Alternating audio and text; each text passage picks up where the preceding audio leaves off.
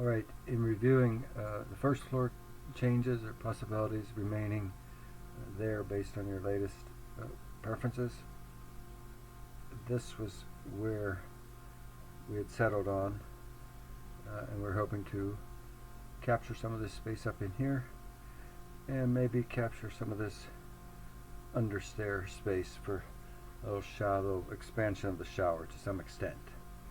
So beginning up here, first we put this wall in where we still have code required 80-inch headroom clearance coming down to the basement door, and was able to put this in, put a 2-foot door on there, and with shelving all the way around. Next, you just eliminate that wall perhaps and just have that as all open shelving in there. You see I'm putting cabinets over the machines, but thinking in terms of how you might use this laundry room. Now this rotates a machine over there. I don't know if that's something that's desirable or not. It does put a different folding surface right there, but that's something you can think of. And that was about what I could do with this wall on that existing foundation down here. But if we could cantilever this floor frame system out to pick up this extra foot of space, but for no more than this is. It's 5 or 6 bags of cement and 10 or 12 blocks. Probably put a foundation in there just because of what it can do for us up here. There's a section looking through. This is at 80-inch required clearance from the plane of this stairs. So that's all good, and that was as wide as we can get it. And you can see from this drawing, looking through the back side, that enables us to get both machines pushed back in that area. Yes, for what it's worth, if there weren't hooks here, you could have surface doors on those barn tracks that came across here if you really want to door this off. I know that wasn't the consideration, but and I didn't draw it, but it would be a possibility. Showing some good deep cabinets above these machines.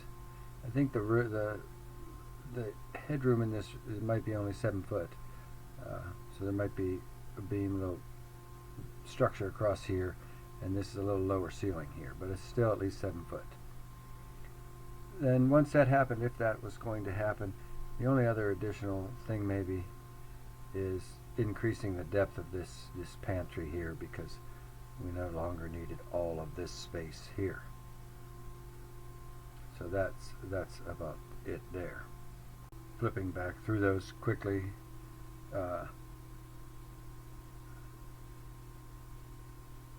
that from that.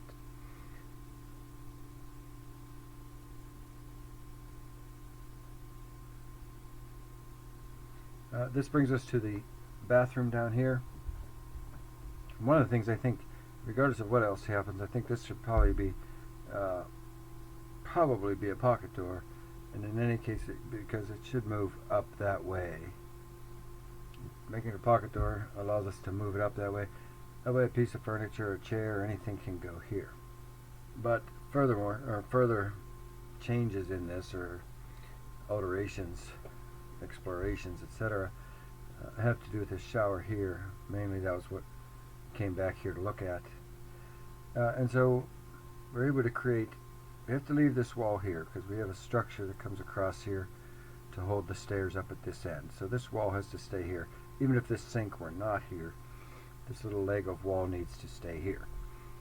So we're able to create this. This is a little larger than I thought. I think that we're going to be able to be almost 32 inches this way and 34 this way. So it's a little larger than the minimum 30 by 30 that I had been showing. But the section views through here then, like with a cut of the camera looking this way through this seat and looking at this shower head. So yeah, this is the section view looking through here, and you can see this is that 30-inch, finished 30-inch down at the floor. So it's not 32, it's definitely 30 at the floor. I'm not sure why that's showing a little differently on the plan. But adding a seat over here, so this is really wide. This is 4 foot wide here where the bulk of a person's body is. This is 5'9" at this place here, at the point here where it comes up to the underside of the landing. And there's, you know, they're kind of casual, but that's a person sitting on that bench. And you can see that there's plenty of room. You would have to try to bump your head on this. Even if you were 6 foot tall, you would have to be really trying to bump your head on it. So I think that's a great enhancement of that shower area.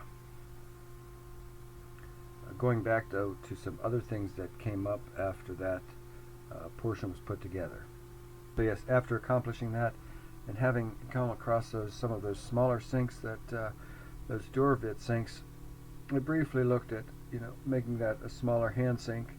This is a standard pedestal lab here, and all of this still meets code, of course. And I didn't really think this was the way to go, because eventually it made sense to me that if anything, this should be a small corner sink over here. Granted, yes, this does give you a better opportunity for a mirror in front of this sink, but there are cabinets and so forth where that could be arranged here as well. You can see there's enough room. There's at least a foot across here for a mirror to come straight out toward you. So I think that's definitely the way to go with that, moving the sink. I think the sink location goes down there. The door goes somewhere in this region here. Probably a pocket door, but that's finally up to you. But importantly, moving that sink over to this corner really gave us some more opportunities here. We didn't remember that toilet is back there to provide the code required clearance in front of it. Once this sink gets out of the way, the toilet can come well forward. We're showing a huge 24-inch deep by 30. I mean, it's just a huge linen cabinet above this toilet space here. Probably unrealistic. I mean, it's doable, but it's really big. And maybe that space is better used doing something like this, getting a little closet out here in the main area. Remember, there is none until you're way back in that room there, and even then it's, you know, not really a closet. So you could have a closet there, or you could still have this would still be a cabinet above the commode or the toilet here, but otherwise you could have the stairs part of the, you know, a little furniture here, or the stairs open all the way like this with a piece of railing, and everything's still being accomplished down through the full bath now down here.